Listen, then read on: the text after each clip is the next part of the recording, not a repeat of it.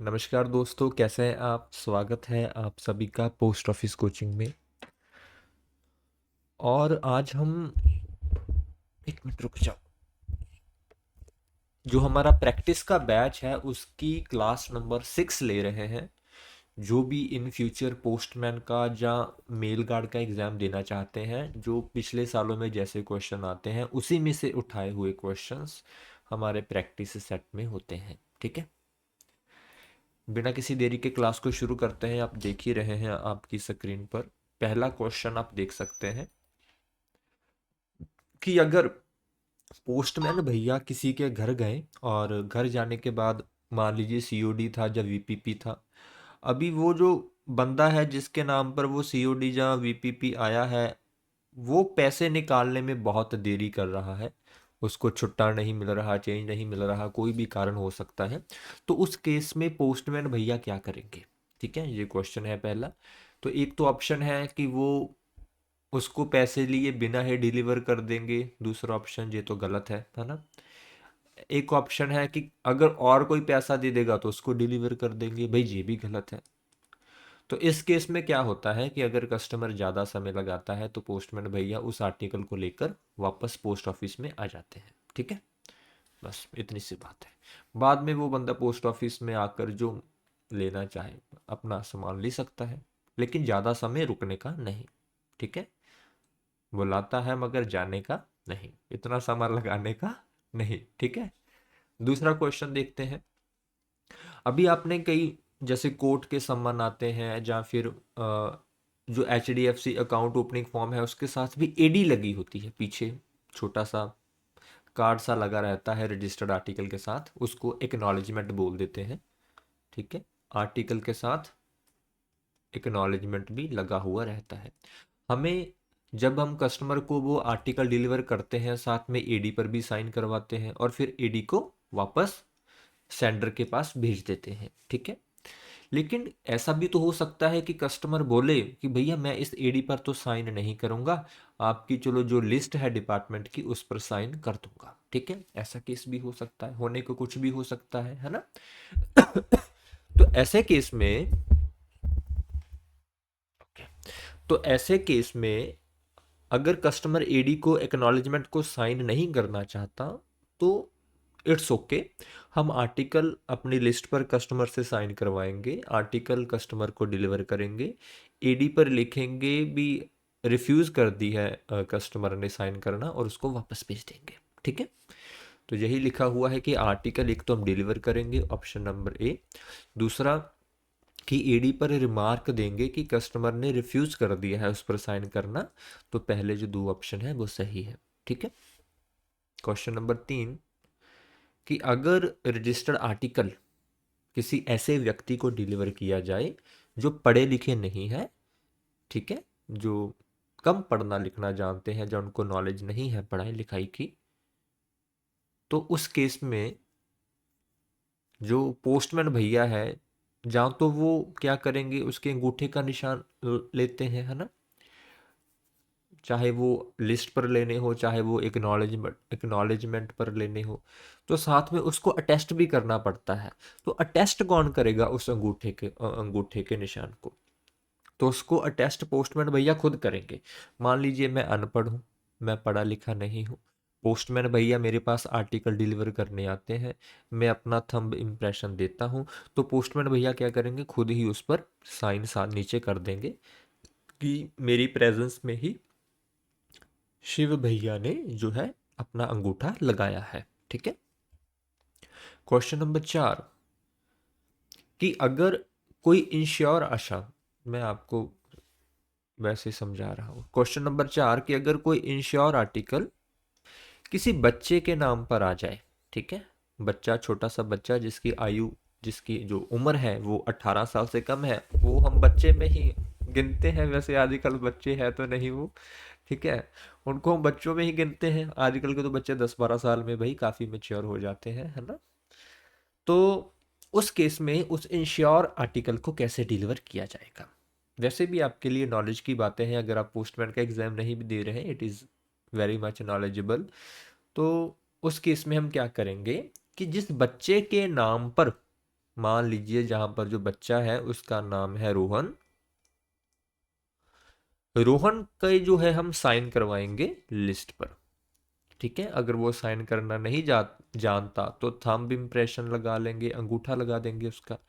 और उसके साथ जो विटनेस होगी, विटनेस मान लो या अटेस्टेशन हो, जो मान लो, वो उसके गार्डियन करेंगे।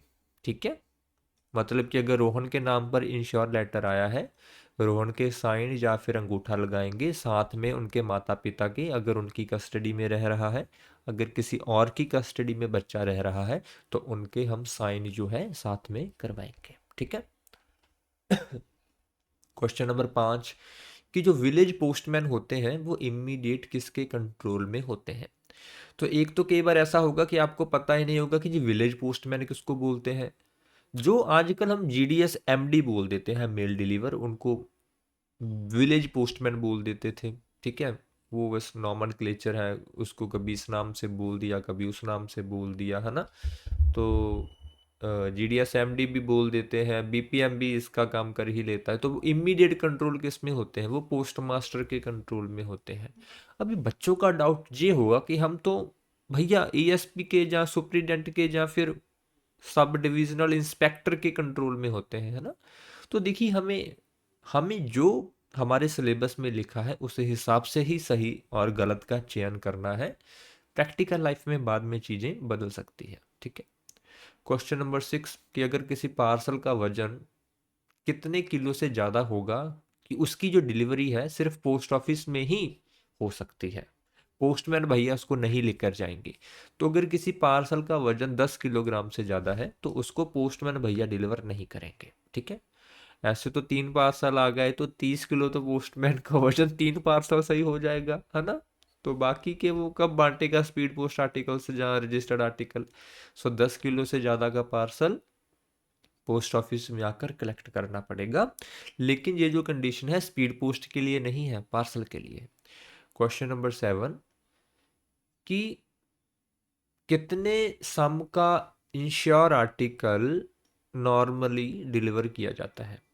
अगर 500 रुपया तक का कोई आर्टिकल इंश्योर है तो उसको चाहे बीपीएम भैया है चाहे हमारे पोस्टमैन भैया है, ठीक है, वो नॉर्मल डिलीवर कर सकते हैं जैसे हम बाकी आर्टिकल्स को डिलीवर करते हैं।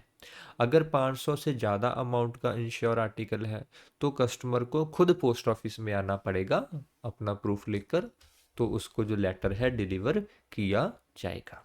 ठीक है। क्वेश्चन नंबर 8 कौन सी स्टेटमेंट सही है। पहली स्टेटमेंट आप देखिए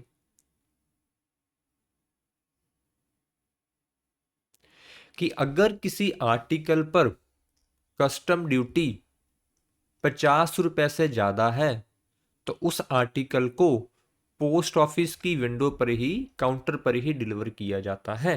तो ये स्टेटमेंट बिल्कुल सही है। ठीक है। दूसरा कि मनी ऑर्डर के पैसों का भुगतान आमतौर पर तब किया जाता है जब प्राप्तकर्ता पेई मनी ऑर्डर फॉर्म को और एक्नॉलेजमेंट को साइन कर देता है। तो दोनों ही स्टेटमेंट्स सही है। ठीक है। क्वेश्चन नंबर 9 फॉर्म M42 क्या होता है। This is related to the RMS। ठीक है। तो this is the mail abstract for transit sections. ठीक है। एक फॉर्म M43 होता है जो होता है mail abstract for mail officers. ठीक है।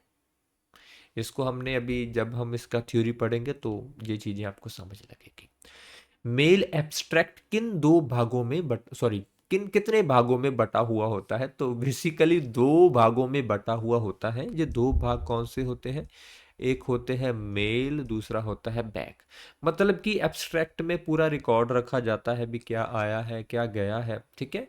तो एक तरफ तो पूरा मेल का ध्यान रखा जाता है भी कितने आर्टिकल आए हैं, कितने हमने भेजे हैं, ऐसे वैसे। ठीक है।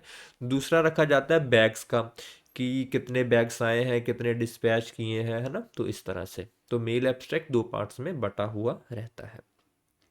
क्वेश्चन नंबर 11 कि पोस्टल मैनुअल वॉल्यूम 7 में रूल नंबर 105 है जिसमें duties of and responsibility of a mail guard and mail agent दी हुई है ना। तो जो भी पोस्ट, जैसे हम पोस्टमैन का अभी एग्जाम के बारे में देख रहे हैं, अगर उसमें पोस्टल मैनुअल वॉल्यूम 7 में जो भी चीज़ें हमारे सिलेबस में आती हैं, हमें उनका रूल नंबर और उस रूल में क्या दिया हुआ है इन चीज़ों को याद रखना है, क्योंकि ये क्वेश्चन आया हुआ है। ठीक है, और हमें मिस नहीं करना है। करियर की प्रमोशन को लेकर हमें, ठीक है आप सारी चीज़ों को, इसको भी रेकलेस लो, चाहे इसको सीरियस मत लो, लेकिन फिर भी मिस नहीं करना है। समय से पहले पढ़ो, रिवाइज करो, मिस नहीं कर। ऐसा नहीं कि 2 महीने पहले आपने जोर लगा दिया तो कुछ चीज़ें छूट जाती, तो आपको फिर मिस करना पड़ता है ना। तो क्या है, आपको बाकी चीज़ें छोड़नी पड़ती है, लेकिन अगर आप समय से पहले पढ़ोगे तो बाकी चीज़ों के साथ चीज़ें मैनेज हो जाती है। कई लोगों को ऐसे जो रूल नंबर याद करने में दिक्कत होती है, दिक्कत इसीलिए है क्योंकि हम समय से पहले इसको याद नहीं करते। अगर देखा जाए तो लॉयर्स और जजेस को मुंह जुबानी सभी जो एक्ट्स है, लॉ है, वो याद होते हैं, है ना। क्वेश्चन नंबर 12 कि अगर केज टीबी को केज टीबी को फिलहाल के लिए आप ऐसा मान लो कि रेलगाड़ी का डिब्बा है। केज टीबी को जा तो खोलना है, जा तो बंद करना है, उसके लिए मेल वैन में कौन एंटर कर सकता है। ठीक है, आरएमएस में गाड़ी आई, या आरएमएस में रेलगाड़ी आई, उसका एक डब्बे में डाक है, मैं उसको खोलना चाहता हूं, तो उसको कौन खोलेगा। तो उसको हेड सॉर्टिंग असिस्टेंट भी खोल सकते हैं, मेल एजेंट भी खोल सकता है, मेल, हाँ दोनों ही लिखे हैं, हाँ दोनों ही खोल सकते हैं। वैसे मेल गार्ड भी खोल सकता है ना। मेल एजेंट और मेल गार्ड दोनों के जो काम होते हैं लगभग सेम होते हैं। ठीक है, लेकिन हम हेड सॉर्टिंग असिस्टेंट और मेल एजेंट ही समझेंगे। अभी ये हेड सॉर्टिंग असिस्टेंट क्या होता है, मेल एजेंट क्या होता है, इन दी शॉर्ट आपको वैसे थोड़ा सा समझा देता हूँ कि जैसे हमारे पोस्ट ऑफिस में सब पोस्ट ऑफिस होते हैं, उसका इंचार्ज एसपीएम होता है, ऐसे ही रेलवे मेल सर्विस में एचआरओ एसआरओ होते हैं, उनके नीचे मेल ऑफिसर्स होते हैं। मेल ऑफिस का जो इंचार्ज होता है वो हेड सॉर्टिंग असिस्टेंट होता है। ठीक है, और मेल एजेंट ये एक पोस्टल असिस्टेंट होता है, इसको सॉर्टिंग असिस्टेंट भी हम बोल देते हैं, जिसको कोई स्पेसिफिक काम दिया हुआ रहता है। ठीक है, क्वेश्चन नंबर 13 कि पोस्टल मैनुअल वॉल्यूम 6 के हिसाब से कौन सी स्टेटमेंट गलत है। पहला स्टेटमेंट तो ये है कि जब भी पोस्टमैन भैया अपनी बीट पर डाक बांटने के लिए जाता है तो उनको कुछ जो फॉर्म है वो साथ में रखने चाहिए, चाहे कुछ डाक टिकट हो, चाहे वीपी से रिलेटेड फॉर्म हो, चाहे एनवलप हो, चाहे पोस्ट कार्ड हो, चाहे कोई स्टेशनरी हो, इस तरह की, है ना। तो पहली बात तो सही है, इनकरेक्ट नहीं है। हमसे इनकरेक्ट पूछा गया है, तो दूसरा ऑप्शन देखते हैं कि सुप्रीडेंट सर डिसाइड करेंगे कि कोई भी पोस्टमैन कितनी जो डाक टिकट है अपने पास अपने थैले में रखेगा डाक बांटते समय, है ना। तो ये जो स्टेटमेंट है ये गलत है। ठीक है,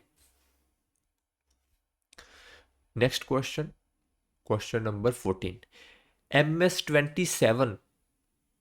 ये देखिए, आपने अगर देखा होगा तो आप वो आप हमारा लिफाफा होता है ना, सरकारी लिफाफा, जिसमें आपको अपना आपका ज्वाइनिंग लेटर मिलता है या और कोई लेटर मिलता है, उसके एक नंबर होता है, आपने देखा होगा, जहाँ होता है M आई थिंक 54 करके होता है, M54 होता है या 57, इतना ही कुछ होता है भैया। तो हर स्टेशनरी का एक नंबर होता है। ठीक है, इसी तरह से पोस्टमैन बुक का नंबर है MS-27। ठीक है, नेक्स्ट है कि जो मेल ऑफिस में इंश्योरेंस सील होती है वो किसकी कस्टडी में रहती है। जैसे मैंने आपको बताया कि मेल ऑफिसर्स का इंचार्ज हेड सॉर्टिंग असिस्टेंट होते हैं, तो इनकी जो कस्टडी में जो इंश्योरेंस सील है वह रहती है। ठीक है, mail guard, sorting assistant, mail agent, ये उनके सबॉर्डिनेट्स होते हैं, उनके नीचे काम करते हैं। तो जो सुपीरियर है डेजिग्नेशन में, उनके पास इंश्योरेंस की सील रहती है। ठीक है, तो ये थी हमारी पोस्टमैन की प्रैक्टिस क्लास नंबर 6। ठीक है, आई होप आपने इसको एंजॉय किया होगा। अगर आप इस प्रैक्टिस बैच की सभी पीडीएफ लेना चाहते हैं तो इस बैच को आप ज्वाइन कर सकते हैं। बैच को ज्वाइन करने के लिए एप्लीकेशन को इंस्टॉल करना पड़ेगा, जिसका जो लिंक है डिस्क्रिप्शन में दिया हुआ है। लेकिन अगर आप शुरू से एमटीएस और पोस्टमैन की प्रिपरेशन करना चाहते हैं तो आप हमारा जो एमटीएस का और जो पोस्टमैन का बैच है ज्वाइन कर सकते हैं। ठीक है, इसमें आपको पहली 6 डेमो क्लासेस फ्री मिलेगी, ऐप को इंस्टॉल करके देख सकते हैं। 2 टेस्ट साथ में मिलेंगे, पीडीएफ आप देख सकते हैं कि किस तरह से हम आपको प्रोवाइड करवाते हैं, आपको एप्लीकेशन में सब कुछ मिल जाएगा। बाकी पीवाईक्यू, मॉक, जीके ये सब कुछ आपको मिल जाएगा। ज़्यादा जानकारी चाहिए तो व्हाट्सएप पर आप हमें मैसेज कर सकते हैं, सब कुछ आपको वहाँ पर प्रोवाइड करवा दिया जाएगा। इन दी एंड ये फुल फ्लेज बैच रहेगा, काफ़ी अच्छा बैच है, स्टूडेंट्स इससे काफ़ी सेटिस्फाई भी हैं। अगर आप रिव्यू देखना चाहते हैं वो भी कमेंट सेक्शन में आप देख सकते हैं। ठीक है, अभी के लिए मैं आपसे इजाज़त चाहता हूँ। आप पढ़ते रहिए, हंसते रहिए, बैलेंस करके लाइफ को चलिए, किसी बात की चिंता मत रखिए। एक लाइफ है, उसको ऐसे ही जीना है कि वो गिफ्ट है। किसी बात की चिंता हो रही है, चिंता को छोड़ दो, सभी ने चले जाना है, किसी ने जहाँ पर रहना नहीं है। सो बी हैप्पी ऑलवेज। अभी के लिए मैं आपसे इजाज़त चाहता हूँ। अभी के लिए जय हिंद, जय भारत, जय जवान, जय किसान।